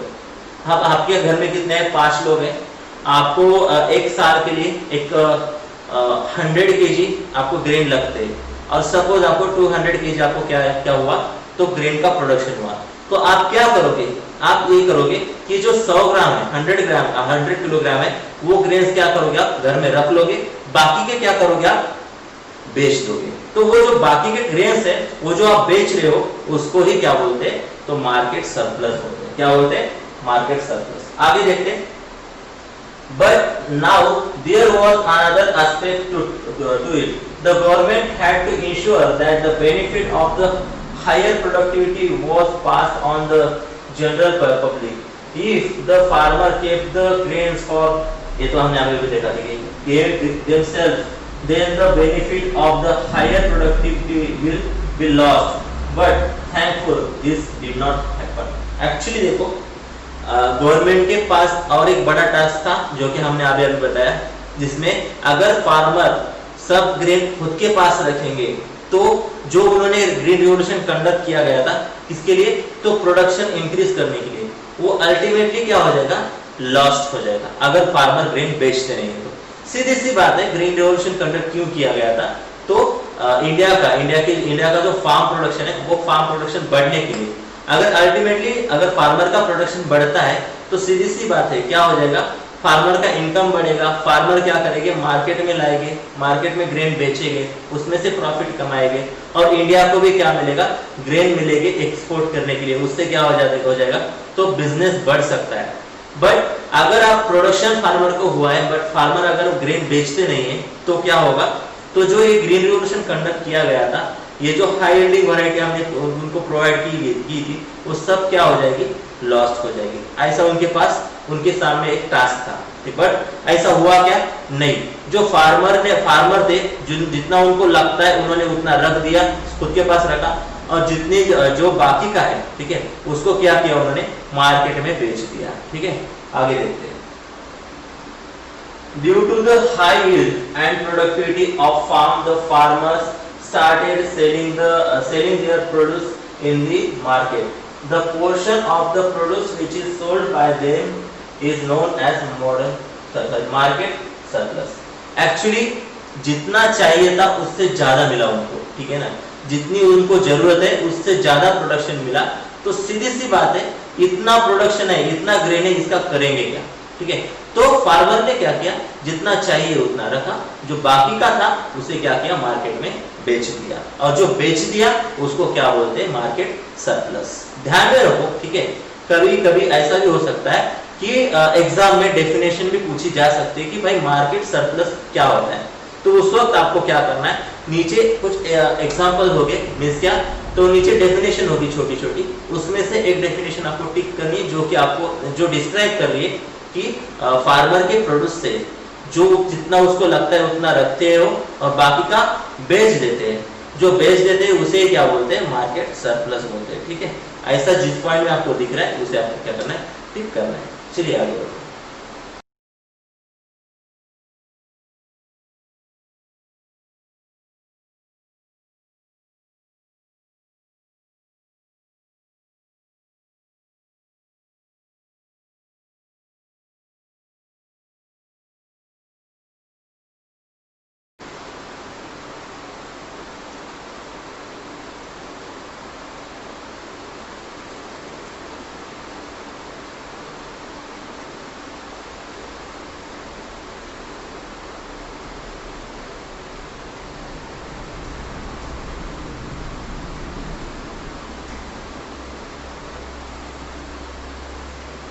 ओके, नेक्स्ट पॉइंट देखते हैं। The common man was able to easily afford to buy them. The government was even able to stock grain and build a food bank in case of future food shortage. Actually जब green revolution conduct किया गया उसके बाद क्या हुआ, तो agriculture में जो भी इनपुट लेना है, ठीक है, क्या हुआ, चलो शुरुआत से देखते हैं। फार्मर को क्या हुआ, तो हाईली वैरायटीज क्या की गई, गवर्नमेंट की ओर से प्रोवाइड की गई, ठीक है। उसकी वजह से क्या हुआ, तो फार्मर का प्रोडक्शन बढ़ गया। तो सीधी सी बात है, जितना चाहिए था उससे ज्यादा मिल रहा था, तो क्या हुआ, जितना ज्यादा है वो क्या किया, फार्मर ने बेच दिया, उससे कुछ अमाउंट उसको मिल गई। तो उस अमाउंट का यूज करके उसने क्या किया, तो अलग अलग इंस्ट्रूमेंट बोलो या फिर नई अच्छी क्वालिटी की हाई यील्डिंग वैरायटी उसने क्या की, मार्केट से परचेस करना शुरू किया। तो अल्टीमेटली क्या हो गया, तो फार्मर का प्रोडक्शन बढ़ने लगा, ठीक है ना। प्रोडक्शन बढ़ने की वजह से और क्या हो गया, तो गवर्नमेंट के पास क्या, तो फूड का स्टॉक इकट्ठा होना शुरू हो गया, जो कि यूज किया जा सके जब भी इंडिया में शॉर्टेज है किसका, तो फूड का, उस वक्त क्या कर सके हम, उसका यूज कर सके। तो ये था प्रॉफिट किसका, तो ग्रीन रिवॉल्यूशन का, ठीक है। आगे देखते हैं, आपको अच्छी तरह से समझ में आया होगा कि मार्केट सरप्लस क्या होता है, ठीक है। इस पूरे पॉइंट में एक ही चीज ध्यान में रखो, कौन सी, तो मार्केट सरप्लस क्या होता है। मार्केट सरप्लस क्या होता है, तो अगर फार्मर को प्रोडक्शन होता है जो कि जितना उसको चाहिए उससे ज्यादा, ठीक है ना, जितना उसको चाहिए उससे ज्यादा, तो जितना चाहिए उसको खाने के लिए वो रख लेगा, और जो बाकी का है वो क्या कर देगा, बेच देगा। तो जो भी मार्केट में वो लेके जाता है उसको क्या बोलते हैं, मार्केट सरप्लस बोलते हैं, ठीक है। आगे बढ़ते हैं। Yes, impact of the green revolution. अब भाई ग्रीन रिवॉल्यूशन के कुछ इम्पैक्ट्स है, उसके बारे में हम स्टडी करेंगे, ठीक है। तो फर्स्ट इम्पैक्ट है, yes, increase in agricultural production. भाई एग्रीकल्चर का जो प्रोडक्शन है उसमें इंक्रीज हुआ, ठीक है। एग्रीकल्चर का जो भी प्रोडक्शन है वो इंक्रीज होगा, किसकी वजह से, तो ग्रीन रिवॉल्यूशन की वजह से।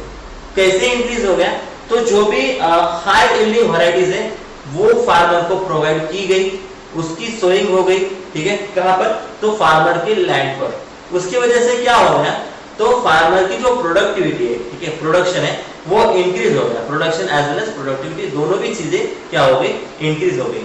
अब देखिए आगे, food grains in India saw a great rise in output. It was a remarkable increase. The biggest benefit of the plan was the wheat grain. The production of wheat increased to 55 million tons in 1990 from just 11 million tons in 1960. Actually, India में जो production हुआ था, सबसे ज्यादा production जो increase हुआ वो wheat में हुआ था, ठीक है। अगर आप स्टैटिस्टिक देखोगे, ठीक है, 1960 का अगर स्टैटिस्टिक देखोगे तो उस वक्त जो ग्रेन व्हीट का जो प्रोडक्शन था इंडिया में का, तो 11 मिलियन टन इतना था। बट जब ग्रीन रिवॉल्यूशन कंडक्ट किया गया तो 1990 में जो ग्रेन का प्रोडक्शन, व्हीट ग्रेन का प्रोडक्शन हुआ था वो कितना हो गया था, तो 55 मिलियन टन इतना हो गया था। तो क्वेश्चन ऐसा आ सकता है कि भाई जो ग्रेन का प्रोडक्शन है कितना इंक्रीज हुआ था या फिर कितना परसेंटेज इंक्रीज हुआ था। तो सीधी बात है, क्या करो, 11 को 100 कंसीडर करो, 11 को अगर 100 कंसीडर करते हो तो 55 को कितना कंसीडर करोगे, 500, राइट, 500 कंसीडर करोगे। इसका मतलब क्या, 100 था 500 हो गया, 400 से बढ़ गया। इसका मतलब क्या, 400% से क्या हो गया, तो व्हीट का प्रोडक्शन ग्रो हो गया, इंक्रीज हो गया। कब, 1960 से लेकर तो 1990 तक, इतने पीरियड में क्या हो गया, इतना सारा 400% से सीधा क्या हो गया, व्हीट का प्रोडक्शन इंक्रीज हुआ। आगे देखते हैं, इंक्रीज इन पर एकड़ यील्ड। एक्चुअली कैपेसिटी, उसे क्या बोलेंगे हम, प्रोडक्टिविटी बोलेंगे। प्रोडक्टिविटी क्या हो गई, इंक्रीज हो गई। प्रोडक्टिविटी की कंसेप्ट हम देखते हैं एक बार, ठीक है।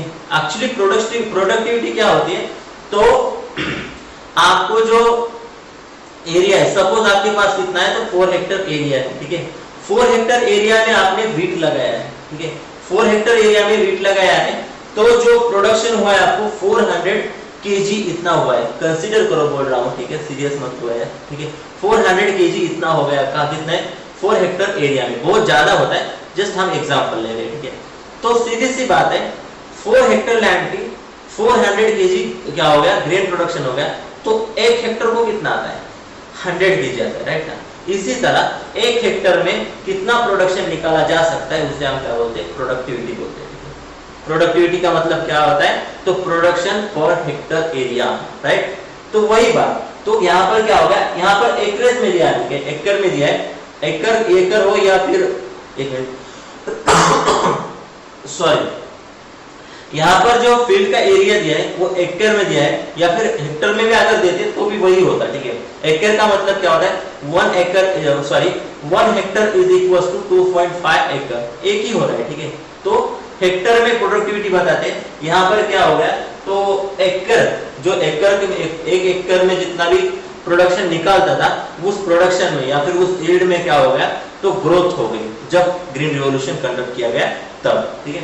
आगे देखते हैं, तो इसमें देखिए, not only did the green revolution increase the total agricultural output, it also increase the per hectare yield in case of wheat, the per hectare yield increased from 850 kg per hectare to an incredible 2281 kg per hectare in 1990। देखो भाई, production increase हुआ पर एकड़, ठीक है, किसका, wheat का, but कितना हुआ, 1960 में कितना था, जस्ट 850 kg इतना था पर हेक्टर, ठीक है।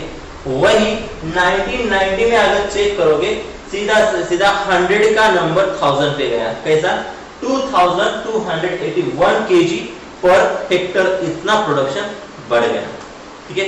कितना बड़ा होगा, एक अगर जज करोगे तो 8 2 16 8 3 यस 200% से क्या हो गया, जो प्रोडक्शन है, प्रोडक्टिविटी है, वो बढ़ गई, ठीक है। प्रोडक्टिविटी का डेफिनेशन आपको अच्छी तरह से समझ में आया होगा, डेफिनेशन ध्यान में रखो या फिर सीधा फॉर्मूला ध्यान में रखो, production of grain per hectare area, ठीक है। इसका मतलब क्या, टोटल प्रोडक्शन कितना है, ठीक है, उसको डिवाइड करने का आपकी लैंड कितनी है। जैसे कि हमने किया था, मेरे पास कितना था, 4 हेक्टर एरिया था, उसमें मुझे कितना प्रोडक्शन मिला था, 400 केजी मिला था। सीधा 400 KG divided by 4 Hector area, 1 Hector area का मेरा कितना आएगा, 100 केजी। इसका मतलब क्या, मेरा प्रोडक्टिविटी कितना है, 100 केजी पर हेक्टर इतना है, ठीक है ना। प्रोडक्टिविटी तो आपको अच्छी तरह से समझ में आएगी। फर्स्ट थिंग कौन सी, फर्स्ट क्या इफेक्ट था ग्रीन रिवॉल्यूशन का, तो इंक्रीज इन एग्रीकल्चर प्रोडक्शन। दूसरा कौन सा, इंक्रीज इन पर एकड़ यील्ड, या फिर आप ऐसा बोल सकते हो, increase in productivity. First point increase in production, second point increase in productivity, ऐसा भी बोल सकते हो, ठीक है। आगे का पॉइंट देखते हैं, yes, less dependent on import. Actually जब ग्रीन रिवॉल्यूशन कंडक्ट नहीं किया गया था, जब हमारे इंडिया पर अंग्रेजों का शासन था, उस वक्त हमको बहुत सारे प्रोडक्ट क्या करना पड़ते थे, इंपोर्ट करना पड़ते थे अदर कंट्री से। बट जब ग्रीन रिवॉल्यूशन कंडक्ट किया गया, उसके बाद हमको क्या, तो कोई भी प्रोडक्ट हो या फिर कोई भी चीज हो, इंपोर्ट करने की जरूरत नहीं पड़ रही थी। इंपोर्ट की जो हमारी ये थी, इंपोर्ट करना, वो बहुत कम हो गया था, ठीक है। वो ये था थर्ड क्या बोल सकते हैं, इफेक्ट। देखते हैं, after the green revolution, India was finally on its way to self-sufficiency. There was no enough production for the population and to build a stock in case of emergency. We did not need to import grain or depend on other countries for our food supply. In fact, India was able to start exporting its agricultural product.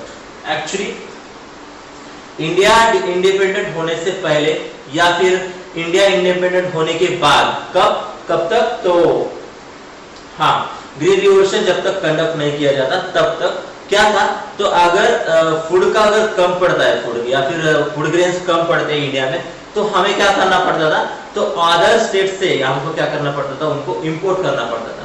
But जब green revolution conduct किया गया, उसके बाद हमारे India के पास इतना grain stock हो गया कि उनको दूसरे जो देश है उनकी तरफ जाने की जरूरत नहीं पड़ रही थी, किसके लिए, तो इंपोर्ट के लिए। वो इन शॉर्ट उसके ऑपोजिट हुआ, इंडिया के पास इतना ज्यादा स्टॉक हुआ कि इंडिया एक्सपोर्ट करना शुरू किया। इंडिया ने ही जो ग्रेन्स है हमारे पास जो भी प्रोड्यूस है उसका एक्सपोर्ट करना शुरू किया। वहां से हमारा जो एक्सपोर्ट इंपोर्ट का जो भी कारोबार है अदर कंट्रीज से वो शुरू हो गया। ठीक है, कहां से? तो ग्रीन रिवॉल्यूशन से। आगे देखते हैं एम्प्लॉयमेंट, सबसे बड़ा पॉइंट। देखो भाई इंडिया में उस वक्त एग्रीकल्चर अच्छा नहीं था, स्कूल की फैसिलिटीज उतनी अच्छी नहीं थी, तो सीधी सी बात है तो जो लोग हैं अनएम्प्लॉयमेंट है वो बहुत ज्यादा होगा। ठीक है ना, बट जब हाई यील्डिंग वैरायटीज आ गई तो सीधी सी बात है हाई यील्डिंग वैरायटी आ गई, उसके बाद क्या हो गया, फार्मर का प्रोडक्शन बढ़ गया। तो उसने भी क्या किया, तो खुद काम करने का छोड़ के वो क्या करने लगा, एम्प्लॉयमेंट या फिर एम्प्लॉयज लगाना शुरू किया उसने, कहां पर? फार्म पर काम करने के लिए। दूसरी बात, प्रोडक्शन इंक्रीज हुआ था, तो प्रोडक्शन इंक्रीज हुआ इसलिए क्या हो गया, तो छोटे छोटे बिजनेस जो गांव में होते हैं वो शुरू हो गए। बिजनेस क्या हो गए? शुरू हो गए। अब जैसे जैसे फिर इलेक्ट्रिसिटी के पंप आ गए, अलग अलग इंस्ट्रूमेंट, अलग अलग मशीन्स आ गए, तो मैकेनिक्स वगैरह अलग अलग क्या हो गए, शॉप भी ओपन होना शुरू हो गए। जैसे जैसे प्रोडक्शन इंक्रीज होता गया तो लोग क्या करने लगे, फार्म पर जितना प्रोडक्शन आता था उसके जो नियर अबाउट 200-300% से ज्यादा प्रोडक्शन हो रहा था, तो क्या हो गया, तो अलग अलग बिजनेस क्या हो गए, स्टार्ट हो गए। सिटी में या फिर हमारे जहां लोकल एरिया में भी अलग अलग बिजनेस स्टार्ट हो गए। ठीक है, तो उसकी वजह से क्या हो गया, तो एम्प्लॉयमेंट जनरेट हो गया इंडिया के लोगों के लिए। ठीक है, आगे देखते हैं। और बेनिफिट टू द फार्मर, सबसे बड़ी बात, सबसे ज्यादा बेनिफिट किसको, तो फार्मर को। कंट्री को तो हो गया, बट सबसे ज्यादा बेनिफिट किसको हो गया, फार्मर को। कैसे? तो पहले प्रोडक्शन जो मिलता था वो बहुत ही कम मिलता था, बट जब ग्रीन रिवॉल्यूशन कंडक्ट किया उस वक्त उसका जो प्रोडक्शन था वो परसेंट में 10-20 ऐसा ना बढ़ के सीधा 100 के मींस क्या 100 में बढ़ता रहा। ठीक है, इसका मतलब क्या, हमने अभी देखा था व्हीट का जो प्रोडक्शन इंक्रीज हुआ था 1960 में कितना था, तो 850 के आसपास था, राइट? सॉरी 850 था। वही 1990 में कितना हो गया, 2200 समथिंग था। इसका मतलब क्या, 200% से क्या हो गया था, इंक्रीज हो गया था। सीधी सी बात है, फार्मर को क्या होगा, ज्यादा प्रॉफिट हो गया। ठीक है, जितना प्रॉफिट उसका था उसका प्रॉफिट 200% से क्या हो गया, इंक्रीज हो गया। आगे देखते हैं, नेक्स्ट स्लाइड करते हैं। यस, इंपॉर्टेंट एमसीक्यूज आप किस पर, हमारे इस टॉपिक पर। ठीक है, अब एमसीक्यूज कैसे बनते हैं, देखिए एक मिनट, एक स्लाइड भी बदलेंगे, इंपॉर्टेंट स्लाइड है जिसमें मैंने कुछ पॉइंट्स मेंशन किए जो कि आपके लिए इंपॉर्टेंट है, शायद मैंने आगे डाले। देखते हैं हम क्या करते हैं, फिलहाल एमसीक्यूज देखते हैं। अगर नहीं दिए मैंने पॉइंट तो मैं नेक्स्ट वीडियो में क्या करूँगा, उनको मेंशन करूँगा। चलिए भाई, आप क्या करते हैं, हम यहाँ पर इंपॉर्टेंट एमसीक्यूज देखते हैं ग्रीन रिवॉल्यूशन के ऊपर। जितना हमने अभी तक स्टडी किया है उसके ही ऊपर क्या करते हैं, हम एमसीक्यूज कंडक्ट करते हैं यहाँ पर। ठीक है, देखते हैं कंडक्ट फर्स्ट एमसीक्यू कौन सा है। यस, ये देखिए फर्स्ट एमसीक्यू, आपके पास 10 सेकंड हो गए। ठीक है, 10 सेकंड का वॉच यहाँ पर आपको दिखता होगा। ठीक है, यहाँ पर काउंटडाउन शुरू हो जाएगा। ठीक है, तो फर्स्ट एमसीक्यू मैं पढ़ने जा रहा हूँ। ठीक है, फर्स्ट क्वेश्चन पढ़ने जा रहा हूँ। The introduction of the dash seeds for the first time in Indian agriculture during green revolution. Actually green revolution के दौरान जो एक टाइप का सीड है वो इंडिया में लॉन्च किया गया था, वो सीड कौन सा था, ऐसे आप क्वेश्चन है। उसमें फर्स्ट ऑप्शन है हाइब्रिड सीड, दूसरा है mutant seed, third one high yielding varieties के सीड, और फोर्थ वन है all of the above. Question solve करो। ठीक है, 10 सेकंड है आपके पास।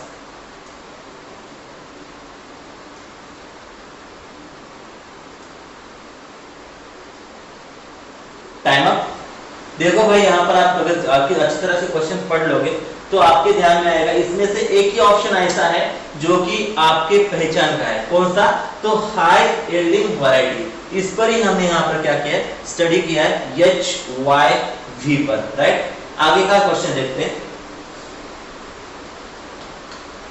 Yes, next question, which of the following grains were produced the most during the Indian green revolution. Actually Indian green revolution जब conduct किया गया था उस वक्त कौन से क्रॉप का प्रोडक्शन सबसे ज्यादा था, ये क्वेश्चन था, ठीक है। तो सबसे ज्यादा सक्सेसफुल क्रॉप कौन से थे, ये क्वेश्चन है, ठीक है। देखिए आंसर दीजिए, आपके पास 10 सेकंड है।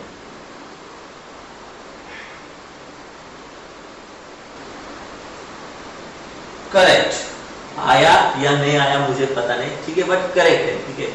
कौन सा, अब तक हमने जितना भी स्टडी किया उसमें दो क्रॉप का हमने स्टडी किया, एक किया कौन सा, तो राइस, और दूसरा कौन सा किया, व्हीट किया। सीधी सी बात है, थर्ड ऑप्शन क्या है, राइट है, ओके। नेक्स्ट क्वेश्चन देखते हैं। यस, देख सकते हो आप question, following are the impacts of the green revolution. Actually green revolution के जो इम्पैक्ट्स है, परिणाम, ओके, वो कौन कौन से, स्क्रीन पर 4 ऑप्शन दिए, उसमें से आपको कोई भी चूज करना है, जो भी करेक्ट आंसर होगा एक ही ऑप्शन चूज करना है आपको, ठीक है। कर लो चूज, 10 सेकंड है आपके पास। फर्स्ट ऑप्शन है increase in agriculture production, second one है उसको मैंने आपको बताया था कि एक्रेज एरिया मींस क्या, प्रोडक्टिविटी, पहला प्रोडक्शन, दूसरा प्रोडक्टिविटी, एंड थर्ड वन क्या है, एम्प्लॉयमेंट जनरेट हो गया था, और फोर्थ वन क्या है, ऊपर के सभी ऑप्शन राइट है। देखो भाई हिंदी में बता रहा हूँ, ठीक है, आप मत बोलो कि सर हिंदी में ऑब्जेक्टिव दे दो, दे दूंगा, इस वक्त मैं ध्यान में नहीं रहा था, बट हिंदी में आपको बोल रहा हूँ ना, सब ऑप्शन भी बताए। फिर से एक बार बताता हूँ, इंक्रीज इन एग्रीकल्चर प्रोडक्शन का मतलब क्या है, तो उसका जो उत्पाद था वो बढ़ गया। दूसरा है उत्पादन क्षमता थी, ठीक है, उत्पाद की क्षमता वो बढ़ गई। तीसरा क्या है, तो एम्प्लॉयमेंट जो होता है, ठीक है, काम या फिर रोजगार, वो क्या हो गया, बढ़ गया। और लास्ट का पॉइंट क्या है, तो ऊपर के सभी ऑप्शन क्या है, राइट है। 10 सेकंड हो गए, बहुत ज्यादा टाइम दिया इस ऑप्शन को, सीधी सी बात है, लास्ट ऑप्शन क्या है, राइट है, ओके। अब भी अभी हमने पॉइंट देखा, लास्ट पॉइंट देखा, ठीक है। आगे का बाकी क्वेश्चन देखते हैं। Yes, the portion of the produce which is sold by farmer during green revolution is known as. Actually green revolution जब कंडक्ट किया गया था उस वक्त जो भी फार्मर को प्रोडक्शन मिलता था उसमें से जो उसको जितनी जरूरत है वो प्रोडक्शन वो रख लेते था फार्मर, और जो बाकी का बचता था वो क्या कर देता, मार्केट में बेच देता था। जो मार्केट में बेचता था उसको क्या बोलते हैं, ऐसा क्वेश्चन है। फर्स्ट ऑप्शन है मार्केट सरप्लस, सेकंड है मार्केटेड प्रोडक्ट, थर्ड वन है फार्म सरप्लस, फोर्थ वन है नन ऑफ द अबव। इसका मतलब क्या, मार्केट सरप्लस फर्स्ट है, सेकंड मार्केटेड प्रोडक्ट है, थर्ड वन कौन सा है, फार्म सरप्लस है, और लास्ट का क्या है, ऊपर का कोई भी ऑप्शन राइट नहीं है, ऐसा है। तो आपको राइट आंसर चूज करना है। 10 सेकंड आपके पास।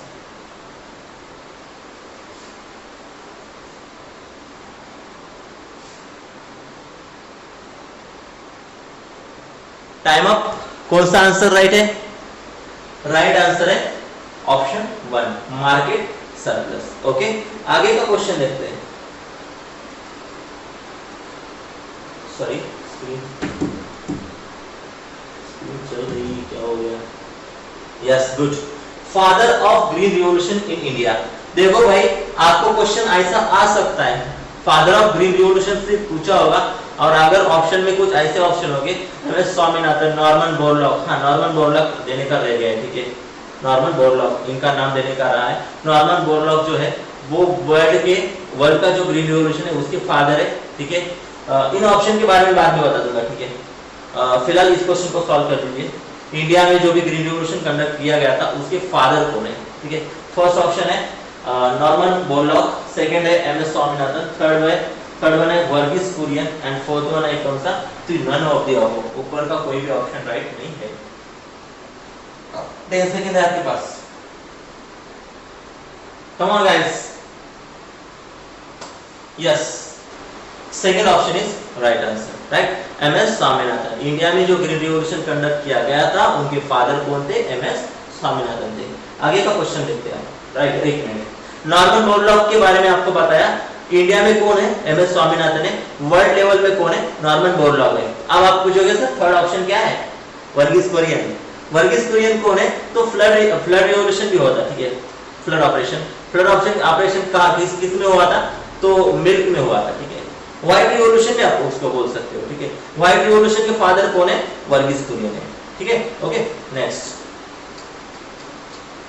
आपको नेक्स्ट जब स्लाइड दूंगा ना, ठीक है, या फिर यही स्लाइड अगर मैं डॉक्यूमेंट के फॉर्म में चेंज करूंगा और आपको दूंगा ना, उस वक्त डेफिनेटली जो भी रिवॉल्यूशन हुई है इंडिया में, उनके नाम, उनके फादर मैं यहाँ पर क्या कर दूंगा, अटैच करके आपको दे दूंगा, ठीक है, डोंट वरी। आगे देखते हैं, Who is the father of green revolution? देखिए क्वेश्चन आ गया, आपको मैंने बोला था ग्रीन रिवॉल्यूशन का क्वेश्चन आएगा कुछ इस तरह का, ठीक है। तो ग्रीन रिवॉल्यूशन के फादर कौन है? अब बहुत बड़ा कंफ्यूजन है भाई, कंफ्यूजन कुछ ऐसा है, ग्रीन रिवॉल्यूशन तो ठीक है, दोनों के नाम पता है, बट क्वेश्चन में नहीं दिया है कि इंडिया के या फिर वर्ल्ड के। अब सबसे बड़ा टास्क है, यहाँ पर दिमाग वाला राइट तुक्का मार सकता है। कैसे? तो नीचे ऑप्शन देख सकता है। अगर कोई ऐसा इंसान है जो देखेगा क्वेश्चन और बोलेगा क्वेश्चन रॉन्ग है, क्यों रॉन्ग है, तो इसमें दिया ही नहीं इंडिया या वर्ल्ड, वो ऑप्शन ही नहीं पड़ेगा, मुझे पता है।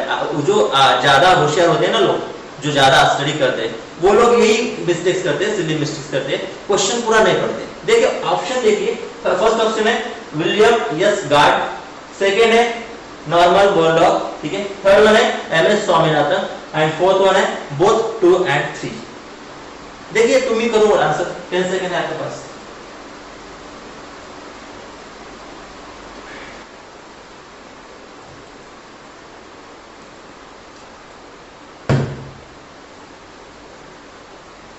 Correct, option 4 is correct answer. Third second है third answer, third option is correct answer. Actually उन्होंने बताया फादर कौन है, ठीक है, उन्होंने नहीं बताया कि इंडिया के या वर्ल्ड के, बट उन्होंने ऑप्शन में दिया है ना, ऑप्शन में दोनों के नाम दिए और उन दोनों को इंडिकेट करने वाला थर्ड ऑप्शन दिया है, तो आप फोर्थ ऑप्शन क्यों नहीं टिक करते? ठीक है, इसका मतलब क्या, सेकेंड और थर्ड पॉइंट जो है, second and third option, second option है बोरलॉग जी का और थर्ड ऑप्शन है स्वामीनाथन जी का, ठीक है, वो दोनों भी फादर है किसके, ग्रीन रिवॉल्यूशन के, ऐसा बोल सकते हैं हम, राइट। तो वो क्या कीजिए, जो ऑप्शन है वो राइट कीजिए, ठीक है। Next question, yes, which of the main component of green revolution? Actually green revolution जो कंडक्ट किया गया था उसमें मेन कंपोनेंट कौन सा है, कौन से कंपोनेंट यूज किए गए थे प्रोडक्शन इंक्रीज करने के लिए, ठीक है। अब देखोगे ऑप्शन कुछ इस तरह के, तो high yielding varieties, chemical fertilizer and chemical जो केमिकल यूज करते हैं वो, उसके बाद इरिगेशन एंड लास्ट पॉइंट है all of the above, right. कौन कौन से कंपोनेंट है जो कि ग्रीन रिवॉल्यूशन में यूज किए गए थे प्रोडक्टिविटी इंक्रीज करने के लिए, प्रोडक्शन इंक्रीज करने के लिए?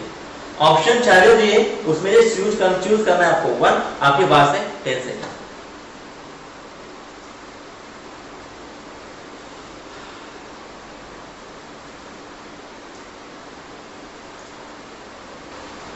Good, last option is correct answer. Actually हमने सभी चीजों का यूज किया था।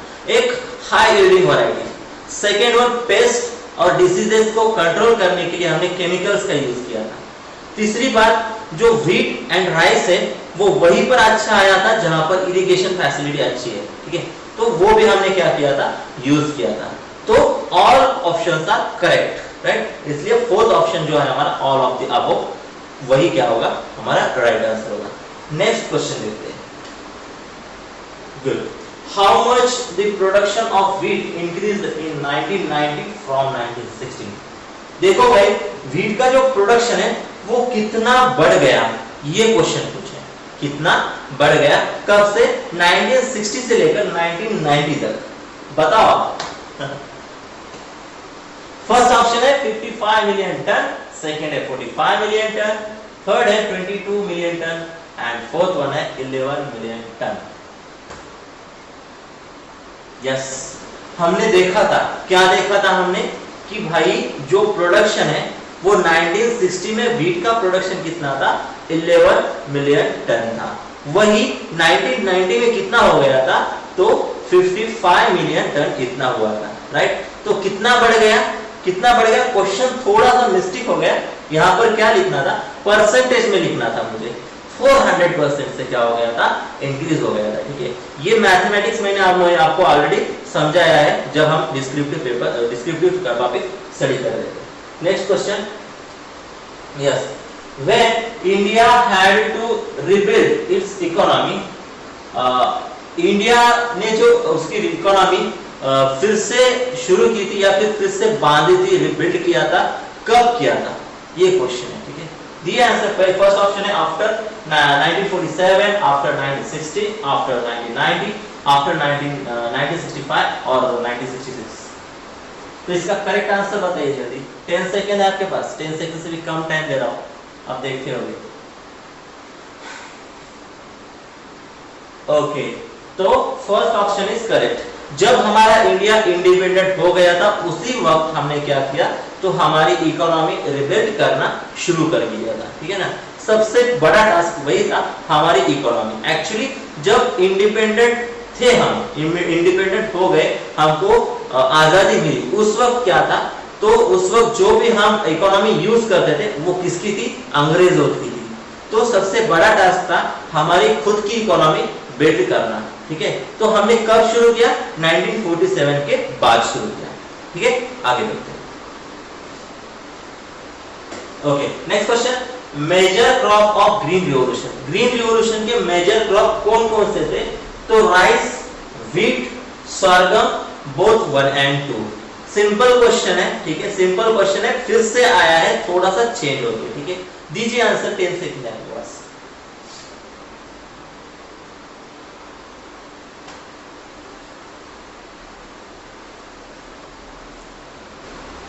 Okay, option 4 is correct answer, rice and wheat, यही मेजर क्रॉप थे। इन्हीं दो क्रॉप ने क्या किया था, उस वक्त प्रोडक्शन ज्यादा दिया था, क्योंकि इन दोनों के लिए जो वाटर लगता था वो बहुत ज्यादा लगता था, ठीक है ना। आगे देखते हैं। यस, इस तरह हमारे क्या हो गए, 10 MCQs भी कंप्लीट हो गए और हमारा जो ग्रीन रिवॉल्यूशन का टॉपिक था वो भी फिनिश हो गया। तो कल जब आओगे उस वक्त हम क्या देखने वाले, तो एक तो ग्रीन रिवॉल्यूशन के बाद ऐसे बहुत सारे रिवॉल्यूशन इंडिया में हो गए थे, उनका एक चार्ट हमको स्टडी करना है कल के क्लास में। उसके बाद एग्रीकल्चर के डिफरेंट जोन है, राइट ना, क्लाइमेटिक जोन है, उनको स्टडी करना है। उसके बाद इंट्रोडक्टरी एग्रोनॉमी, उसको हमको स्टडी करना है। उसमें बहुत सारी टर्मिनोलॉजीज है, कुछ फार्मूलाज है, ठीक है, क्रॉप इंटेंसिटी वगैरह निकालने की, तो वो हमको स्टडी करना है। उसके बाद क्रॉपिंग पैटर्न और क्रॉपिंग सिस्टम स्टडी करेंगे, ठीक है। हुआ तो एक काम करेंगे हम, एग्रीकल्चर फॉरेस्ट्री, उसको भी हम स्टडी करेंगे यहाँ पर। और लास्ट को हमारा टॉपिक रखेंगे जो कि 5-6 दिन हम आराम से चलाएंगे उसको। वो टॉपिक कौन सा, तो क्रॉप प्रोडक्शन। ओके, तो मिलते हैं हमारे कल के क्लास में, तब तक के लिए बाय।